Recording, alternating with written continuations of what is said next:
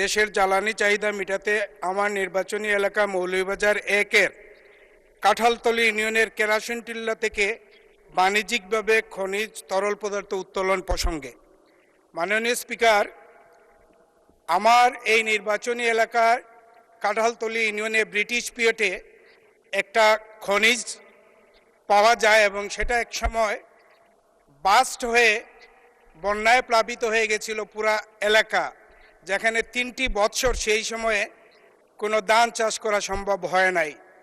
পরবর্তীতে শহীদ প্রেসিডেন্ট জিয়াউর রহমান সাহেব ওনার 80 সালে উনি এটার খবর পাওয়ার পরে সশরীরে সেই জায়গায় উনি পরিদর্শন করেন এবং তাৎক্ষণিকভাবে সিদ্ধান্ত নিয়ে একটি ব্রিটিশ কোম্পানিকে এখানে তেল উত্তোলনের সম্পূর্ণ ব্যবস্থা করার পরে সেখানে তেল উত্তোলনের প্রক্রিয়া শুরু হয় মাননীয় স্পিকার।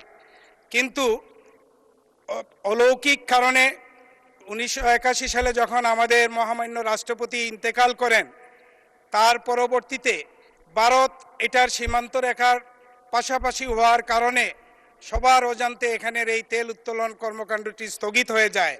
কিন্তু এখনও এই এলাকায় এই টিলার মধ্যে মানুষ আশেপাশে গেলে কিন্তু ওই খনির যে দাহটা মানুষের কানের মধ্যে আসে।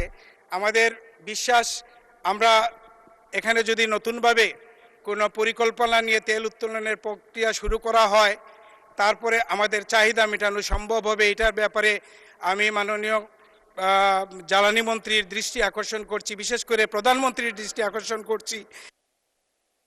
ধন্যবাদ মাননীয় সদস্য। মাননীয় জ্বালানি মন্ত্রী আছেন, নিশ্চয়ই উনি নোট নিয়েছেন। ধন্যবাদ।